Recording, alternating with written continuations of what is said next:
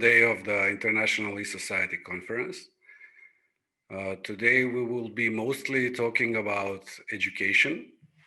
First about journalism education and critical thinking and fact-checking.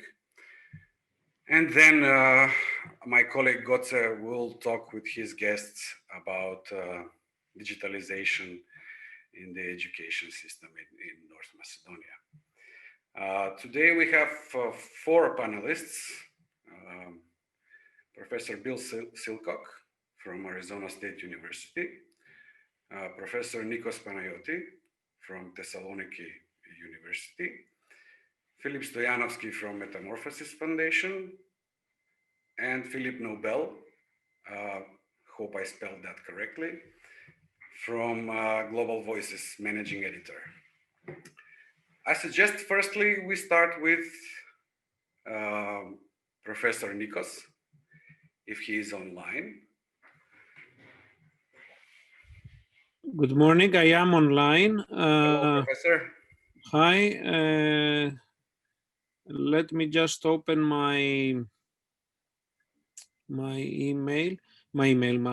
presentation. I would like firstly to thank you for inviting me, and also would like to congratulate you for hosting this very interesting webinar and meeting in general, because it's I followed it yesterday as much as I could due to my classes and stuff, and I found it extremely interesting, and thank you very much.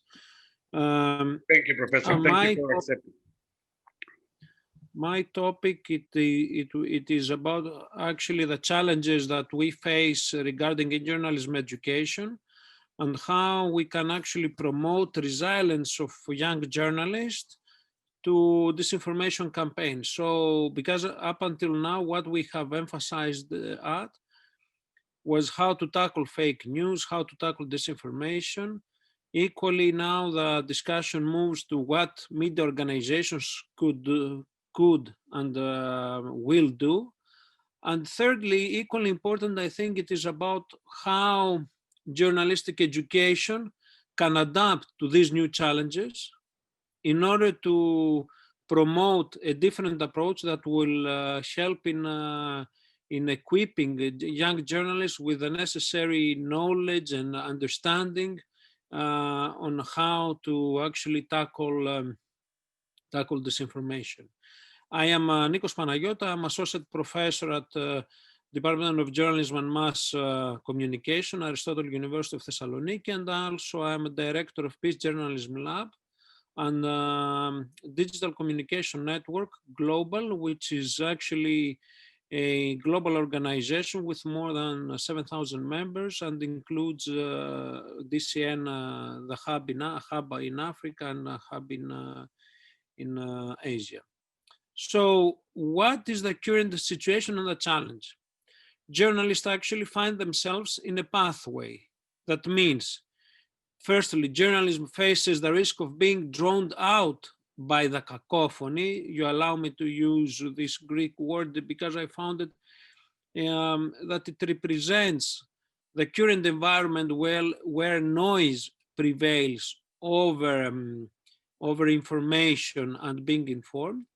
Secondly, journalist risks being manipulated by actors who go beyond the ethics of public relations by attempting to mislead or corrupt journalists into spreading disinformation. Journalists as communicators can find themselves also becoming a target of lies, rumors, and hoaxes designed to intimidate and discredit them. I will start from the last point, which I consider it to be very important. This discreditation have opened the way actually for societies to lose trust in media and journalists, and thus open up the field to various actors that present themselves as journalists. Or actually, it equally contributed in creating an environment that public lose trust in journalism and they seek to be informed from other sources. This is evident also due to specific elements that allowed actually journalists to be manipulated by people that tried actually to corrupt or mislead them into spreading disinformation. And thirdly, journalism faces the risks of being drowned out by all this noise that I described before. So disinformation campaigns and the media, why they have been so effective? Because they actually exploit existing weaknesses of the current media model. What is the current media model weaknesses? Emphasis in speed over accuracy, emphasis in quick, in order to fill out the need for information, so they actually don't care that much of the content, but rather to be first. Then the way and the fact that a lot of media organizations do not invest in journalism, or they consider it to be a buy issue. And then disinformation campaigns has proven to be very effective because there is a crisis in the current journalistic model, because it emphasizes in description rather than providing meaning. It emphasizes, or it uses tools of the past, tend to rely on sources, tend to promote an infotainment model, tend to promote impressions rather than engagement. That leads then to the third element, which is the lack of trust. Citizens don't trust media organizations, don't trust journalists. So this means that the public field, it is open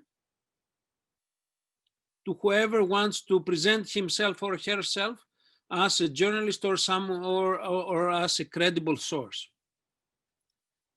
In order to, what I consider a very important element, it is the lack of trust. And I'm just showing you a recent poll that from March 2020 till now, we are running public opinion surveys in order to record the reactions of Greek public opinion in relation with COVID and media. What we have found, these elements is from September, end of September, beginning of October. 85% of the Greek public opinion says that they don't trust media. So the question, it might be all Greek to you, but I'm just trying to explain it. This is not something that we see in Greece. This is something that tends to become the normative all across the world, and especially in the Western world.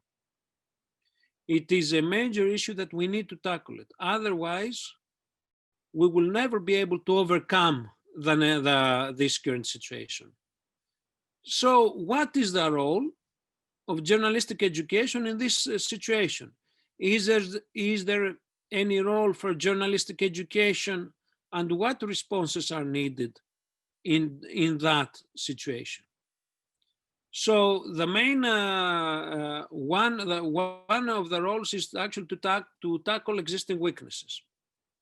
The first one, to emphasize accuracy over speed.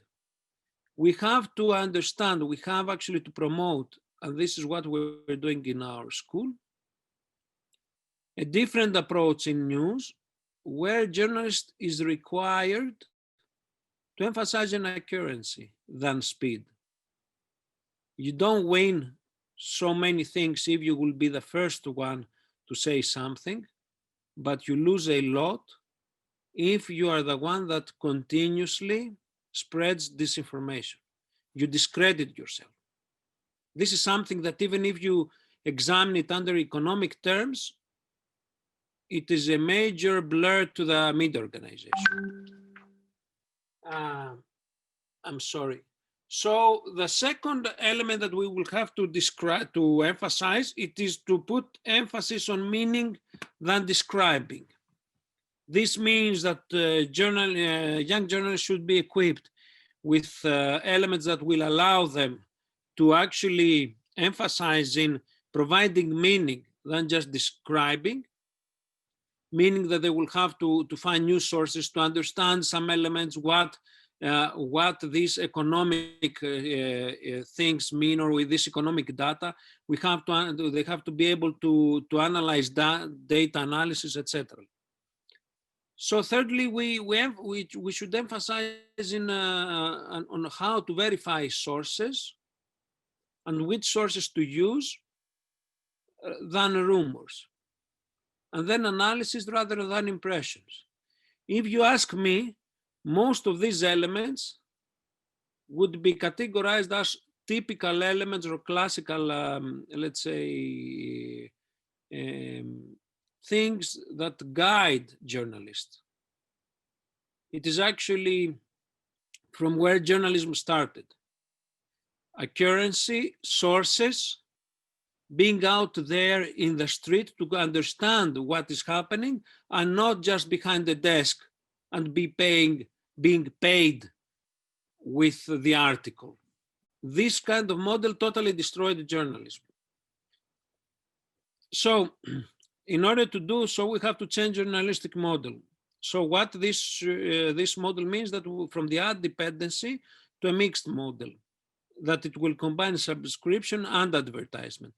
This has been more than obvious now in COVID-19, where most media organizations are actually witnessing a major blow in their incomes, due to the fact that the ad dependency model that they used to rely on does not work anymore. So what we work in order to, what it is needed, and we are also working in our department, it is actually to discuss new models of journalistic economics, how actually to do this switch from ad dependency to a mixed model. Secondly, young students should be able to work in multi-platform journalism. They should be equally be in the position in order to report in multi-platforms, understanding the needs of each platform, but also being able to use all the necessary means at their disposal. Thirdly, they have to be trained in analyzing the new forms and the new audiences. How to reach we have to move away, because you know what is happening even today. I got a lot of feedback from my students, and not only from my students, from journalists as well, and from other, let's say, public figures that tend to emphasize in a model from 1940s, where we had the source, the message, and the recipient. We cannot rely on the 1940s model in order to describe what is happening today. I mean, and based on that model, you hear a lot about people that mass media tend to persuade to conduct propaganda. This is not the case anymore. This might have worked in the 80s. Now we are in 2020. And actually, we might be in a totally, not might be, we're in a totally new environment. We cannot continue to consider that mass media tell the people what to think about, because there's none one audience. We have more audience. We have actually different audiences and segmented audience. Unless young students don't realize this major change, they will never be able to be good journalists, to communicate, and actually respond to disinformation campaigns. So they will have actually equally to be trained in storytelling, in new ways actually of telling a story with multiple sources, multiple views, multiple angles. And of course, to emphasize that we, much more than before, mass media organizations should introduce open, transparent ways of operating. This means that journalistic students should actually be reintroduced in elements such as ethics of journalism, etc. How to be transparent, how actually to communicate with your audience, etc. Okay. So in order to build trust, open and be transparent is more than important. A real good model that I teach to my students, it's the ombudsman of the audience, a very successful model introduced from Guardian and other newspapers, especially in the UK, or BBC as well. They stand out as very good examples that I think that we should follow them. Secondly is to reconnect with the audiences. Journalists and media have lost the connection with their audience. This is why most of them, they tend to worry about how can we reach them. Young journalists, because they come from that generation, I think that they have the knowledge and the capacity in order to reconnect media organizations. What we do, I ask them actually through their social media account to promote a new kind of journalism, in order to reach an audience that we actually has been away from traditional media. So, but in order to build trust, we have to understand that this is not a challenge only for media. It is a challenge for all institutions. In 2007, when I used to talk a lot about the necessity to build trust, politicians and other public figures were responding to me, telling me that it's okay, this is why this reflects only to journalists. But as you can understand, media is a very important element of our society, because it relates with public communication, public institutions, about our democracy. If we lose trust in the way that we communicate, then the rest of the people are vulnerable to disinformation and challenge all the other institutions. So this is an important element, because this year we have introduced a course in our journalism department about building trust, reconnecting with the audience. So what are the modules that I suggest that should be introduced? First module, it should be about verification. How to verify your sources, how you can tackle these challenges. Secondly, media literacy. Journalists have an important role in order to play in this field, and not only them, but also their audience. Promoting a media literate audience could actually strengthen in our effort to combat disinformation. Otherwise, whatever approach we do, it would be from up to down. What especially we need now in order to tackle disinformation is a bottom-up approach. And this bottom-up approach, it is reflected from media literacy. Then they have to understand how to conduct analysis of their audience. And of course, I suggest, and I think that we should introduce traditional journalism courses. For example, journalistic ethics. It has been for years overlooked, and it has not been considered as part of the journalistic education. Why? Because it has been considered to be philosophical. Today, we understand that it's not a philosophical issue. It's actually a way to overcome the current crisis and fight disinformation. So introducing journalism ethics, it means that you actually empower students in order to combat disinformation, and not only. So what are the aims and the learning objectives of these modules? Firstly, to train students to search and filtering data, information and digital content.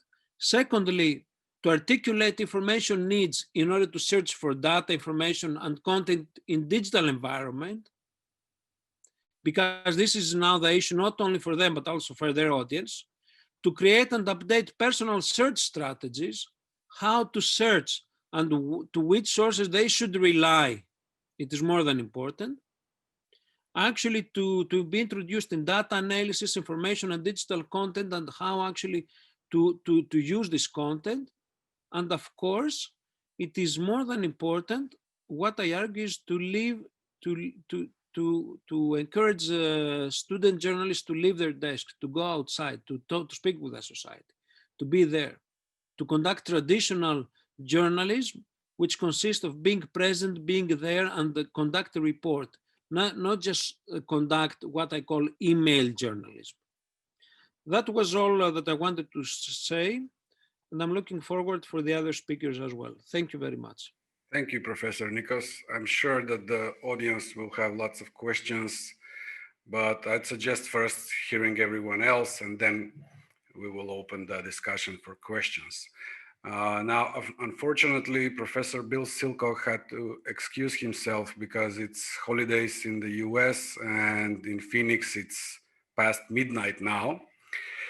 So he won't be present live, but We have conducted an interview with him previously, and I will play that interview right now. It will be only 5 or 6 minutes, and he's talking exactly about the things that we are talking. So I will share the video right now with you.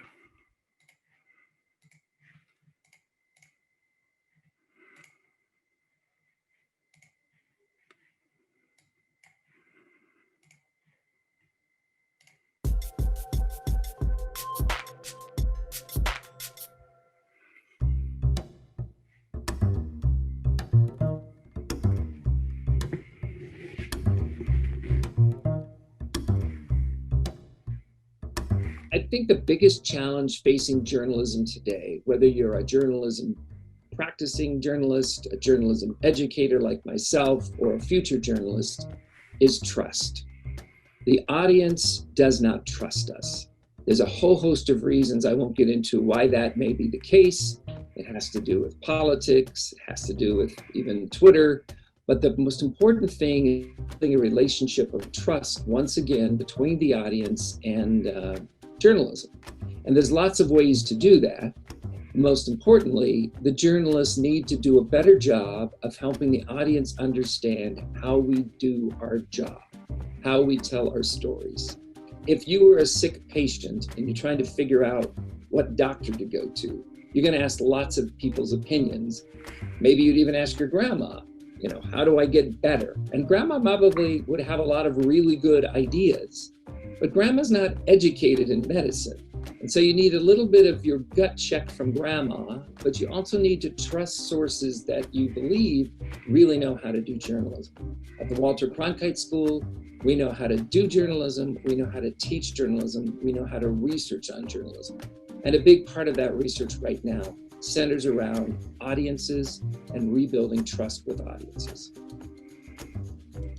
Exactly how did the school that you work at the moment, the Cronkite School, which is part of the Arizona State University, how did it respond to these challenges, to these trust issues? I mean, obviously this is a global phenomenon that trust in the media is decreasing, but what do you recommend how to deal with this? Education is the beginning of understanding, and communication is the key to that. And so what we do at the Cronkite School, whether in the classrooms in Phoenix, Arizona, or as our faculty travel to Skopje or other places in the Balkans or literally around the world, we're constantly trying to educate. The first part of good education is listening. What does the student, the global audience, know already? Where are they misunderstanding things, and how can we correct that? We go back, because of the namesake of the school, Walter Cronkite, to the fundamental belief that journalism is based on sound ethical principles. Quadruple sourcing, sound ethical decision-making in putting forth stories. A strong emphasis that social media has given us on visuals. We have to double check and teach our students how to spot check visuals. They can be manipulated just as easily as words can.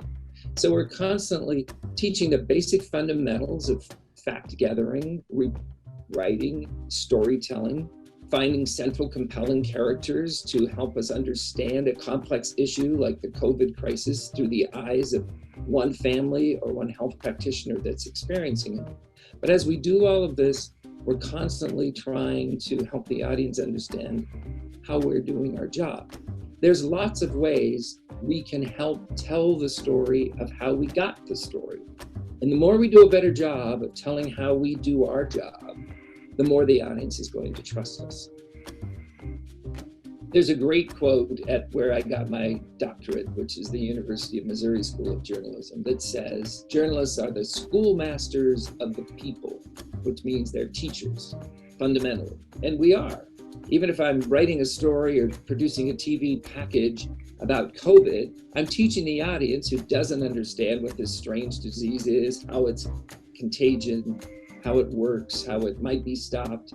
I'm a teacher fundamentally as a journalist. And so what we need to do is understand that that concept of media literacy really is fundamentally embedded in what we do. How journalists have not always been used to that. because often we did not want to directly engage with the audience because we didn't want to try to produce stories just for ratings or more clicks on the internet. Somehow that felt wrong. But, you know, we were supposed to tell our stories and do our job to help serve society in meaningful ways and give citizens the tools they need to make good decisions. We're still doing that. But I think the internet, especially social media on the phones, I actually have two of them, have taught that, you know, we need to engage with the audience, and social media allows us to do that. There's nothing wrong with talking to the audience, and there's nothing wrong with the audience talking back to us, and they do that. Youth in high school are very used to that. They're gonna make comments on Facebook, on Twitter, on TikTok, on Snapchat, on Instagram. They're gonna hit a like button, they're gonna make a comment, they're gonna be bold, and they're gonna say what they think. Wonderful, that's engagement. What the role of journalism education does, and great organizations like Metamorphosis do, is allow opportunities for those students to harness all that energy and power and then figure out a way for them to do it in a way that's credible, acceptable, and ethical. And by failing to do that, you know, we failed journalism. So, you know, my hat's off to your. Okay. I think that there were lots of overlapping things that the Professor Bill SILCOCK said with what Professor NIKOS said. So the main takeaway is that journalists have lost trust.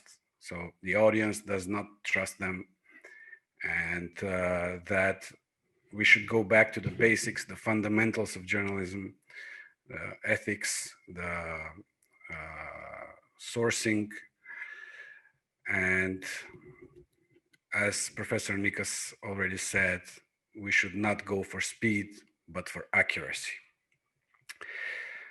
Next, I will invite FILIP NOUBEL, managing editor of Global Voices, and he will share his experience, and he will share how Global Voices as a complete digital newsroom is functioning in today's world. So Philip, if you're listening and if you're online, please go ahead. All right, I am. This is definitely a great event. I'm very honored and privileged to be speaking here today. I would also like to extend our support to Metamorphosis Foundation, because I know that in those times of everything online and digital, you're also going through a smear campaign. So I would like to extend the support, my personal support, and also the support of Global Voices. We will actually be releasing a statement in support of the amazing work that you've been doing for so many years, not just in North Macedonia, but also in the Balkans. So I haven't prepared a presentation, but I would like to first start with a little bit of my own story, because I think that it's reflective of the topics that we will be discussing today. And I would echo the presentations of the previous two speakers, because I think that I will be repeating a lot of those things, but maybe what could be interesting for our audience is that I will be basing my presentation on a very practical example of everything that has been said so far, and basically describing what is Global Voices. And I would like to say, to start first, I will put the link in the chat, that Global Voices is a multilingual online platform that also has versions in Macedonian, in Albanian, in Greek, and in other languages. So I think we're quite relevant to this audience. But basically, I will start with when I started actually working in media 25 years ago here in Prague, where I'm based now. I was actually working in a fully digital newsroom. This was the early days of the internet, when there were a lot of Americans moving to Prague and opening all kinds of language schools and media projects. And interestingly enough for me, because I was, based in the Czech Republic, I started covering Russian news because of my background, and also later China, while sitting in an office in Prague, which at the time, I had a hard time to explain to people around me how I could be quote unquote covering places like Russia and China while never moving there. But at least we still had an office, a physical one. And 25 years later, I find myself as the managing editor of Global Voices, which is an entirely digital newsroom. And we don't even have an office anywhere. We never had one in the 15 years of our history, because it's all based on a network, and all my colleagues, and there are hundreds of them, are literally all around the world. So very quickly about Global Voices. It was founded 15 years ago, and it operates as a nonprofit organization. And I think that one good way to describe it would be to focus on 6 keywords to sort of try to summarize how we operate. So the first one would be content. Our main content is about freedom of expression, human rights, and diversity. The second keyword is that, as I just mentioned, it's completely digital. We do not have an office, or if you want, our only office is actually WordPress. This is where we meet, this is where we work. And as we have today, Zoom has become our main tool of communication. We used to have summits where we actually met in real places in the physical world, but this is no longer possible. We hope that maybe with the vaccine coming, we will return to this. A third aspect that I think is essential to understand how we operate is that most of our colleagues are actually volunteers, whether they're authors. And as I mentioned earlier, since we work in multiple languages, we also have a very large community of translators, which is precisely the point that we are very global, because altogether we have hundreds of writers and translators based in at least 100 countries, and that has always been the case of Global Voices. We are multilingual, as I mentioned earlier. We have more than 40 languages, from the sort of largest one in terms of speakers to minor ones. Последният язик е казах язикот.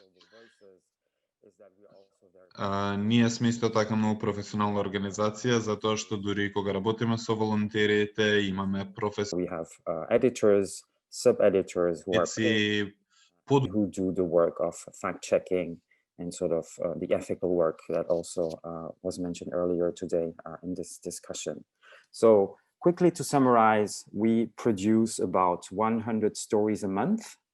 And if you combine the viewers across all the languages, we have something close to, in and out 1 million views around the world.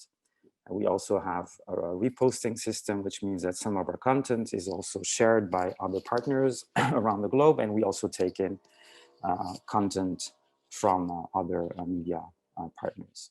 So this is just to sort of describe a little bit how we have been able to work as a completely digital organization, media organization and newsroom from the very beginning. And that has not changed in the 15 years of its history, except for the fact, as I said, that we are unable to meet now in real life. So the topic I wanted to sort of mention today, which will be, sort of explaining, or maybe in a different way, why I think that this model is more needed than ever, and that I call the digital online newsroom in the time of COVID-19 and fake news, and focusing on maybe 3 sort of questions that I think we could be discussing all together. The first one is why, the second would be how, and then for whom. So on the issue of why, there may be like 3 points that I would like to mention. One is the business model. The second one is the expertise. And then, we contemplated talk a little bit about COVID-19 and how this is affecting all of us. So again, this is no secret, no new thing, but around the world, there is a big crisis of the business model for the media. I know that everyone is aware of this. No one has a silver bullet. We are, I guess, in a way privileged, but sometimes not, that, for example, in the practical case of Global Voices, we are a nonprofit organization. So we depend on grants, which, has its pluses and minuses. Of course, there is also the commercial model. But I think that in general, you know, the survival of a lot of media, and I'm sure in your respective countries, you have seen the same thing of, you know, newspapers, magazines, TV channels basically dying and disappearing at a sort of accelerated rate. And the only survival model very often is to go fully digital. And I think that it's important to be reminded that this is the reality, and maybe to start the thinking of the future of the media, including also that question about the business model. The second one, the second aspect that I mentioned earlier is about the expertise. I think that also Professor Panagiotou talks about the old model. I completely agree with that.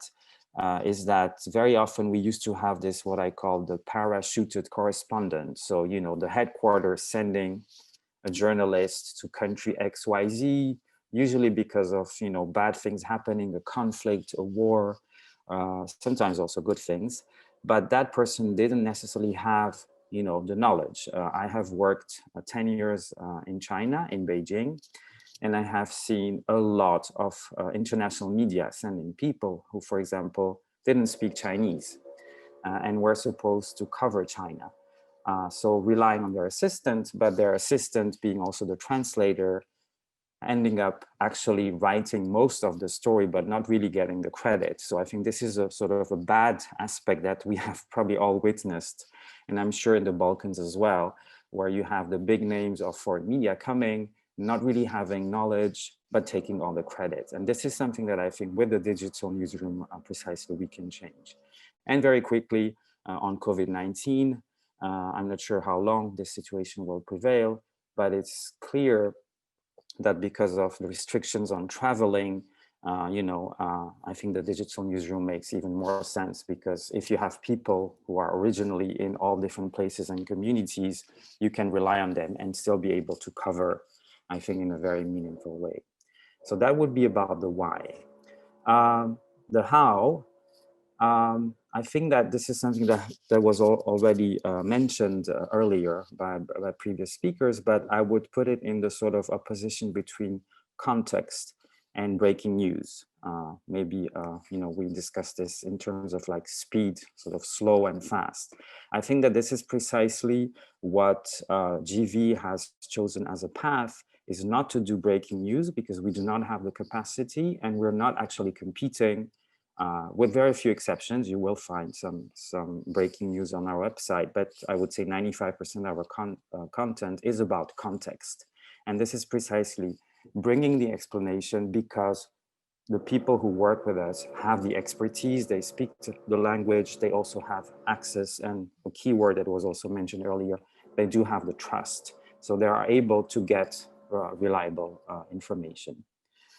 The second point on the how is, I think, for me, maybe that's the most important point, because as I mentioned earlier, that's why I started a little bit with my own history, is that when I started 25 years ago in media, and I do not have a media background, as I think many journalists do, I never studied media. I sort of stumbled into media through translation and travel, is the balance between, to go fast and simple, traditional media and social media.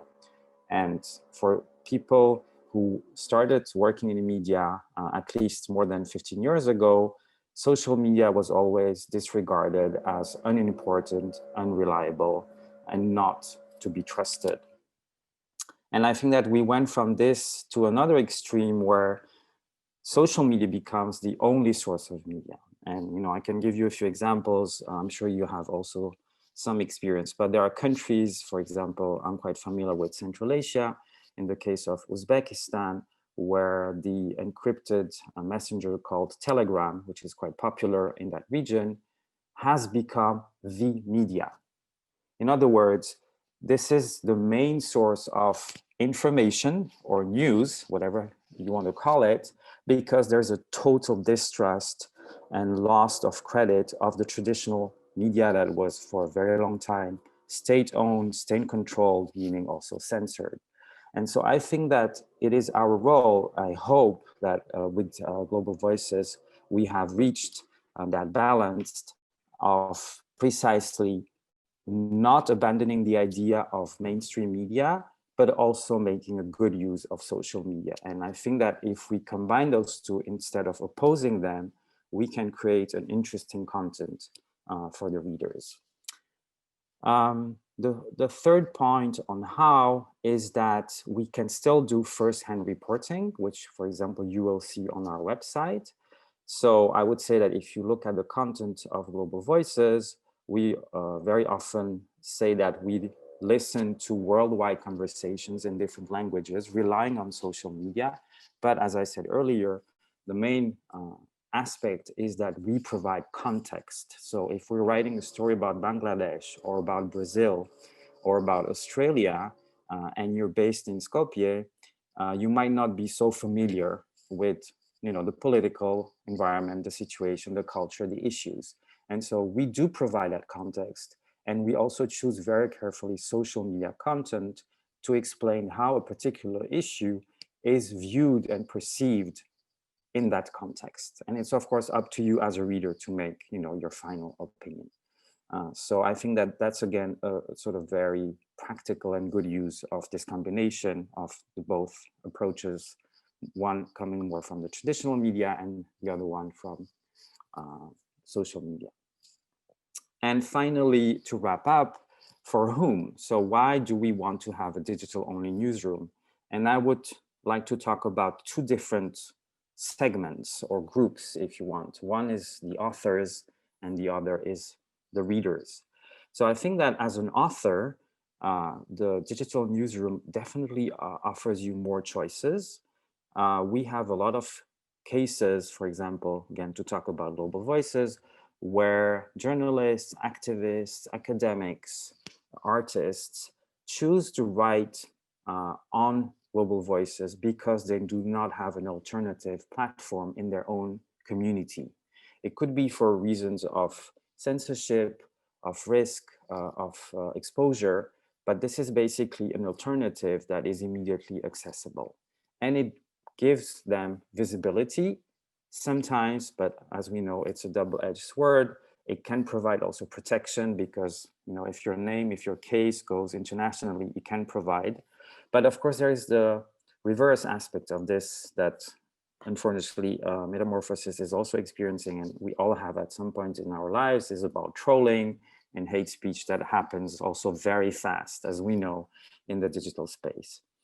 And finally, one thing I would like to mention, because we're also talking about education, a lot of the authors who write for Global Voices actually do not have media background, either because they're still very young or because it's really not the background they're coming from. They may be activists, they may be academics, but in a way, GV is also a place where you can learn to become a journalist, an author, because precisely we have this professional newsroom. So we help people, we mentor them, we discuss ideas, there is a pitching process.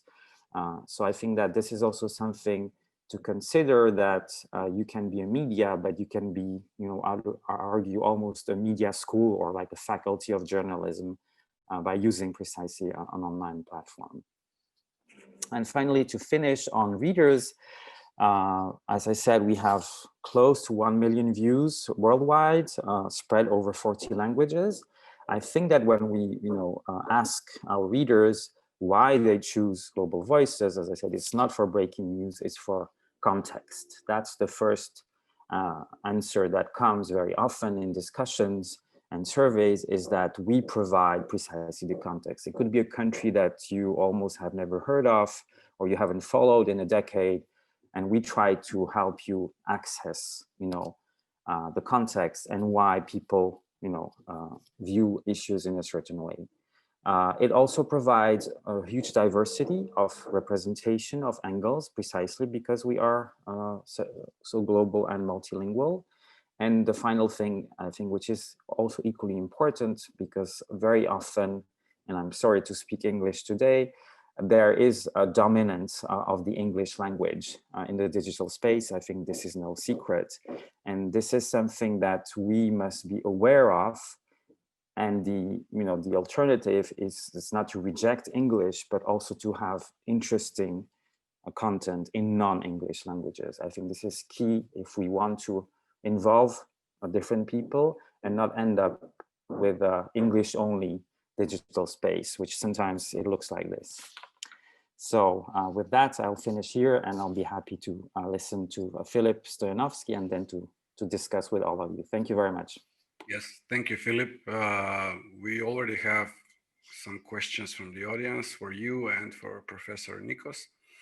But first, I also want to thank you for your support for Metamorphosis. As you know, and maybe someone in the audience also knows, that we are a target of a smear campaign for last few weeks. I think it calmed down these several days, but the pictures of our employees, part of our employees, were published, and there was defamation that these people are the people that delete content from Facebook, and there was lots of hate speech. They were calling for our public lynching and all sorts of things that I won't quote right now. But this has calmed down recently. It was very loud. It was very disturbing in the previous week. So yes, thank you again for your support. Philip just wrote that we can, in the interest of time, ask the questions from the audience, and then he will follow up on the answers of the panelists. Since Philip is part of Metamorphosis, I agree that it's better that we ask our guests and give them more time. So the first question for Professor NIKOS is actually two questions. Goran, I can respond directly. No need okay. to. And I'm sorry that I might have taken more time than before. Regarding the first question, okay, what I argued is what Philip have actually mentioned before. It is that social media, it should become part of, it is the main source. He mentioned Telegram, with not only in Asia, but WhatsApp is in India. Telegram is also in Ukraine, Belarus, etc. Yes, it used to be characterized as something that it not correlates with true journalism. We came up and realized that not only correlates, but it can equally be a very good medium in order to attract audiences, because this totally relates with what have happened. Media organizations tended to discredit social media. They do not represent journalism. So they lost the connection with their audience. This is why I argued that there is a need to reconnect the audience. How do you reconnect? You go where your audience is. They are now in social media. So you should be there in social media. Secondly, I totally agree that there is a necessity for self-regulation, among other things. They bear a responsibility of the current situation. And unless everyone recognizes their responsibility, it will never be able to respond to that. Secondly, in the second question regarding the safety of journalists, we organized last year a training regarding safety of journalists. It has proven to be very successful. We wanted actually to organize it this year again, but due to the COVID situation, we didn't manage to organize it. It has proven to be very successful. I agree in the following, that that there is a need to emphasize toward this direction. Here is the link for what we have organized last year. There is a need to work on this direction for safety of journalists in order to protect them against blackmailing, etc. I agree with Igor. Yes, some part educating, it will help to a certain extent, but not to a larger extent. In order to be able to tackle these threats, etc., other measures should be introduced, measures as protecting the whistleblowers, protecting journalists, etc. And protecting means, again, to adapt to the new circumstances. We cannot tend to rely on what we used to know in the 90s and 2000. We have to understand and reintroduce this discussion. I'm sorry, thank you. Yes, thank you, Professor. Actually, previously, there was another question. I don't know if you saw It was about for social media. The first one, it was the accuracy over speed on the Yes. sustainability of the media, that sense, and the fact that nowadays the audience is more about visual. Yes, they should go. There are very positive examples and good examples of visualizing journalism. And these models, it is actually from Wall Street. There's another one from Axios. And also of what Philip Nouvelle mentioned, their case, which is a very good case, because I will emphasize emancipation, to have expertise and people that will understand. If you know a subject, then you will be able to respond to it in 10 sentences. If you don't know, then you will write long for, you will, yes. Okay, thank you. I think there is a question also for Philip from Global Voices. Yes, I see the question from Igor Traikov. Yes. So thank you for this question. I think it's a good one. If I summarize, the question is, do you think digital models actually increase the possibility for corruption and clientelism for the journalists? So my answer will be yes and no. No, in the sense that I think that the corruption of journalists has always existed. And I think that, as I mentioned, you know, the question of the business model and business ownership is key and has been there since, I think, the beginning of media as we know it, because who controls media ownership can control a lot of the discourse, and you know, journalists are no worse or better than other people. You know, some of them do fall into corruption, some of do take bribes, some are forced. I don't think it's higher or lower than in other fields that I've worked in, but this is a fact that is, I think, not new. But I think that there are things with social media that amplify other sources of danger. And one is speed that we have mentioned already, so I won't say much, but obviously there is a sort of push for breaking news, being the first one, and also reacting very emotionally without necessarily stepping back and thinking. The second aspect that I think we are aware, but sometimes we tend to forget, is the bubble effect, which I think is actually tragic and maybe more dangerous than speed, because if you are on social media, and I'm sure most of you are in this room, probably on your Facebook, if you're on Facebook, most of the people you have share more or less the same value system, maybe the same background or the same interest. I try to keep, for example, on my Facebook feed people with whom I strongly disagree with, and I find it helpful, even though sometimes it might sort of even hurt my feeling or, you know, shock me. But I think that that's the only way for me to remind myself that we live in a bubble and social media has increased that effect. And so we think that everyone thinks like us and has the same judgment on situation. And we forget that actually some people have very different, if not opposite views.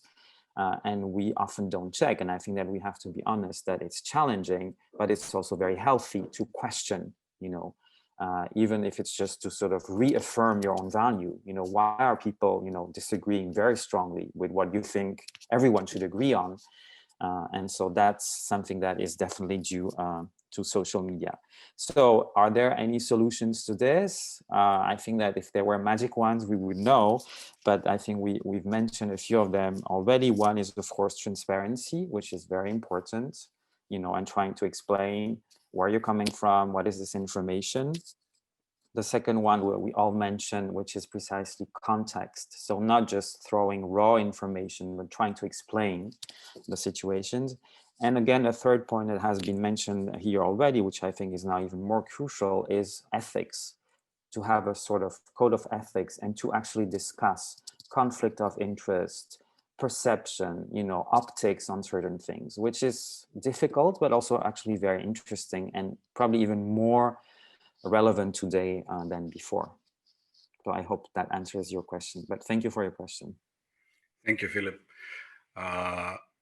If there are not more questions in the chat, I would now invite Philip Stojanovsky from Metamorphosis Foundation for a brief introduction to how critical thinking can be used and fact-checking can be used for increased journalism accountability. Philip?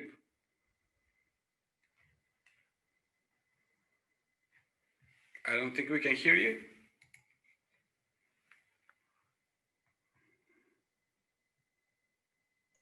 Okay. Okay. Thank you. I'm unmuted, so I can share a little bit of the experience of. Sorry, Philip, just 1 second. I want to, because the second session was supposed to start right now. It obviously it will be a little bit later, maybe 5-10 more minutes, and then it will start. I'm sorry for that. All right, no problem. So I will share the few of the experiences that has led us to develop a metamorphosis approach, that we call it, in tackling some of these issues, because it's important to see not only this issue, not only from the perspective of journalism or the perspective of development of e-government or development of systems that would lead to better governance, but also to take it holistically and to see even wider context. That's why I would share the experience of our current project, Critical Thinking for Media-Wise Citizens, which is implemented by Metamorphosis and Eurothink with the help of the European Union. What we realized over time through our work is that in order to counter disinformation, we have to achieve synergies between various factors that are focused on defending human rights and promoting journalistic standards, but also take into account the new environments and the constant change that has been imposed through the development of technologies and new modes of thinking. That's why we have developed a model that combines classic journalism, as we might call it, with new approaches which have been integral to our civilization since the start of even journalism or even written word, such as fact-checking and promotion of critical thinking, because we have such elements even in the works of Aristotle, in his work Logic. So where fact-checking is defined in a way, but also to combine them to provide a comprehensive suite of media literacy education opportunities, content, and alliances or combinations of various stakeholders from not only from the civil sector, the media, but also the government, the education sector, and also the private sector. That's why it's crucial for future development within this area in tackling media manipulations and the manipulations which go beyond the classical sense of the media, to have this multi-stakeholder approach. I will just share one example, and this is a disinformation example regarding the ongoing, how can I say, approach in using any excuse possible, especially in the Balkans, but I would presume elsewhere, because we see through our analysis that much of the disinformation that is present in North Macedonia is copied or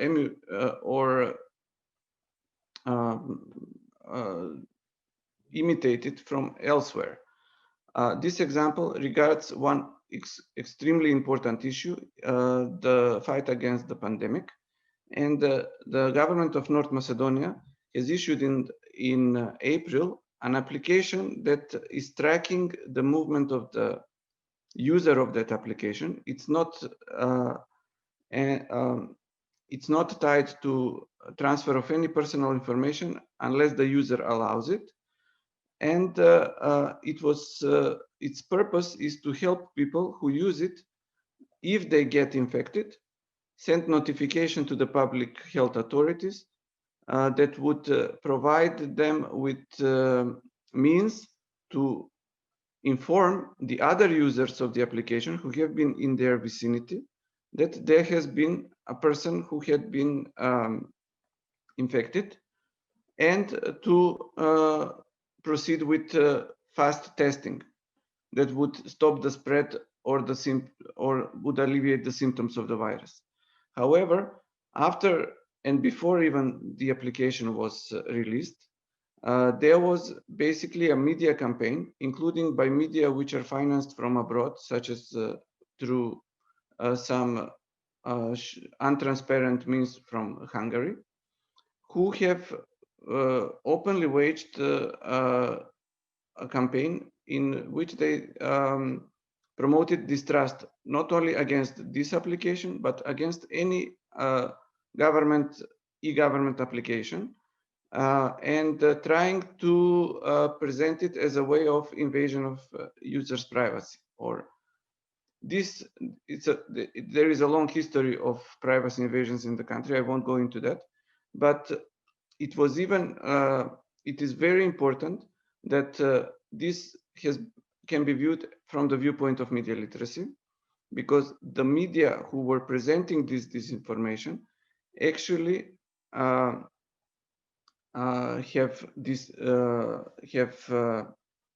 not disclosed to the users, to their audiences, that anybody can see what type of information is used by any application online, because you can only just select the application and go to app info and see what parts of the phone it's using. The propaganda about this application is that it uses the videos, the photos, it eavesdrops on its users, and this affected, in my opinion, the use of the application and lower the rate of prevention of the virus. So it is very important for the media literacy to incorporate digital literacy. And this not only means this technical aspect of users who have Android phones or other iPhones to be able to actually know what they installed there and how it's functioning with their approval, but also to be able to relate it to the campaigns for sowing distrust and manipulating them at the level of media or at the level of political propaganda and social networks. I would thank you for this opportunity to share this part of our experience, but I would invite you to visit our websites, including the Kriting website, where we constantly provide a stream of educational articles and news to educate the public. And to do it efficiently, we think it's very important to adjust the content to the needs of the public, including the needs to consume the information in their local languages and with explanations like Philip Nobel said about the context. So our content is available in Macedonian and Albanian, and you're welcome to peruse it or to initiate any sort of networking and future cooperation with us. Thank you. Thank you, Philip. Since we already went into the other term for the second session, I would like to thank everyone for participating.